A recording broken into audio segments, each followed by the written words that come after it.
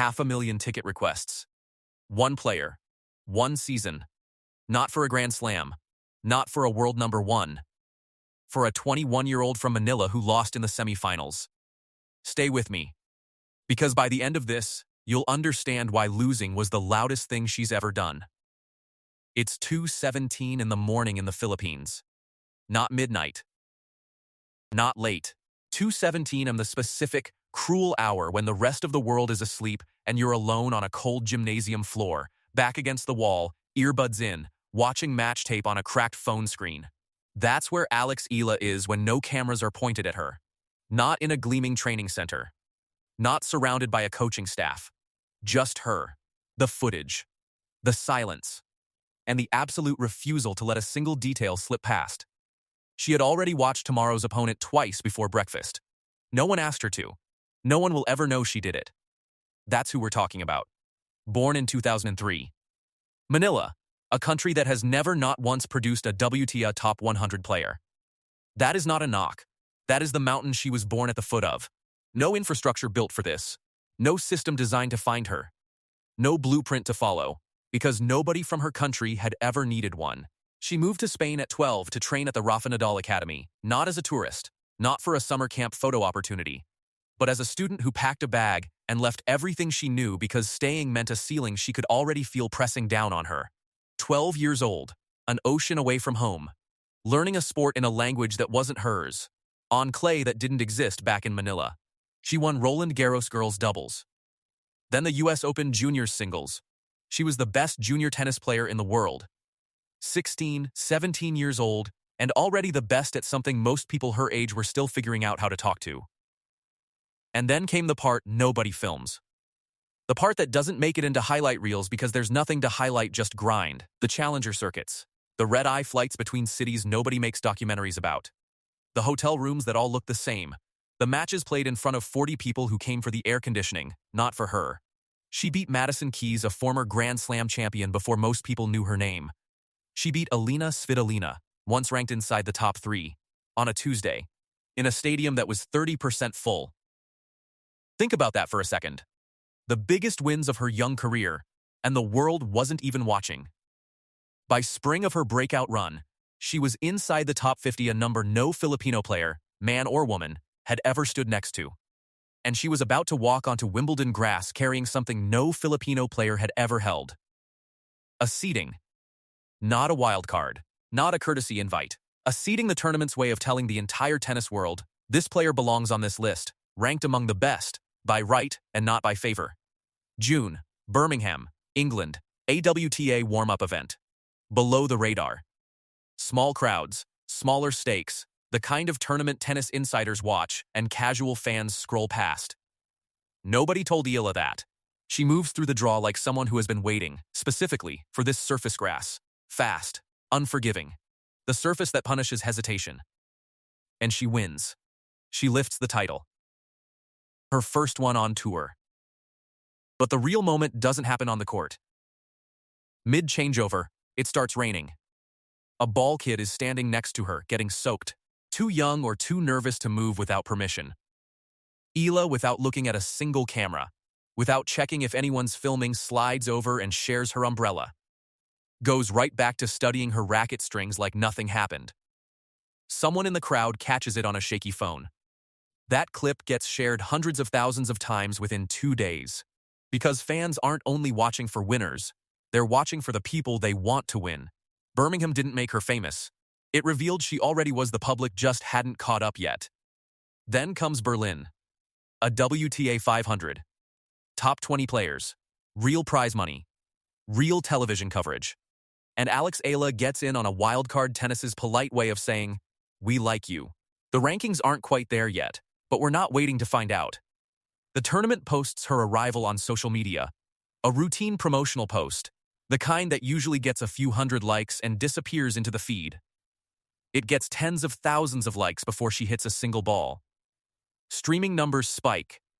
Not because the draw dropped. Just because she showed up. That's the kind of gravity she'd quietly built. Then she plays.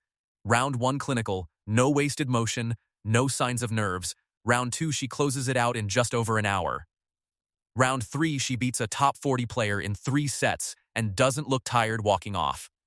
3 rounds in, and the question stops being how far can she go and starts being who can actually stop her. And then comes Elena Rybakina, a former Wimbledon champion. A serve so flat and heavy it sounds different from every other serve on tour, the kind of serve that ends points before they start, that makes seasoned pros flinch on return. Quarterfinal. Over 2 hours of tennis. Eala wins. The match ends and she turns toward her box, hands go to her face. Not celebration. Not disbelief, exactly. Just the exhale of someone who has been holding something in for a very long time. Finally letting it go in front of strangers because there was nowhere left to put it. Back in Manila, it's the middle of the night. But nobody is sleeping. Public screenings pop up in shopping malls. Bars put every TV on a WTA quarterfinal, something that has simply never happened before in a basketball-obsessed country. Southeast Asia doesn't stop moving for a day and a half. The semi-final is against Svitolina again. A former world number 3. Someone who has been professionally dismantling younger opponents since before Eala was in high school. Patient. Surgical.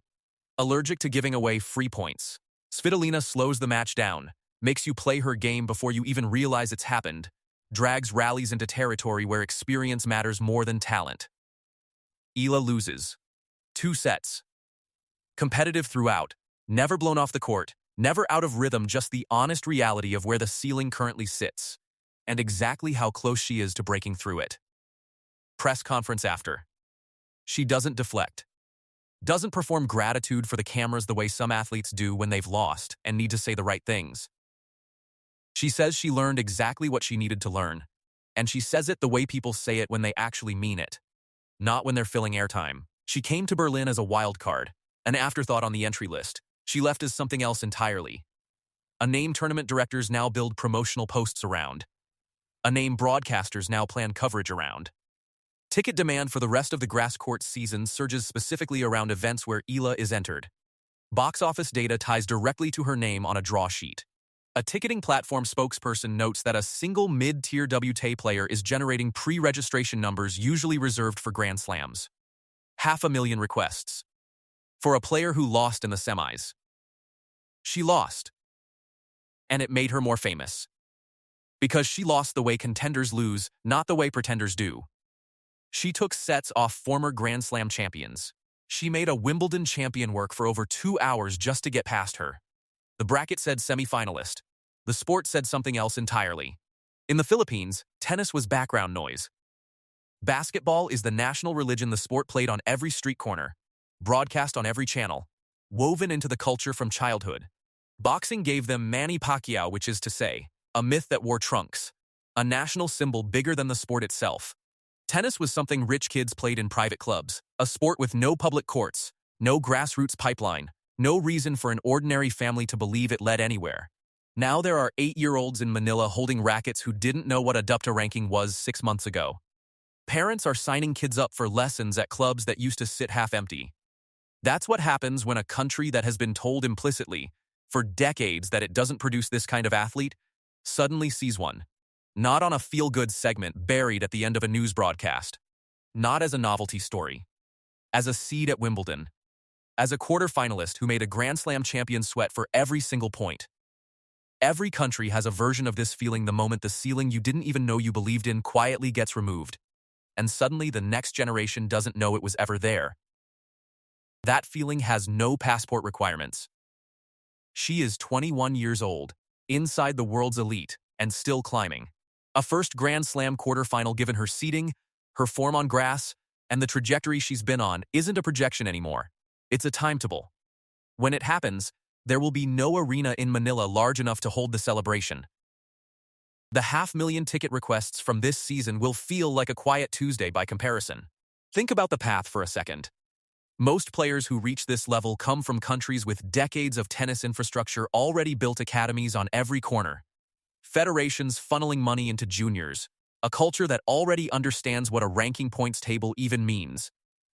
Eala had none of that waiting for her. She had to build her own pipeline out of a country that didn't have one yet. One wildcard, one challenger event, one 2am film session at a time. Every other player at her level inherited a system.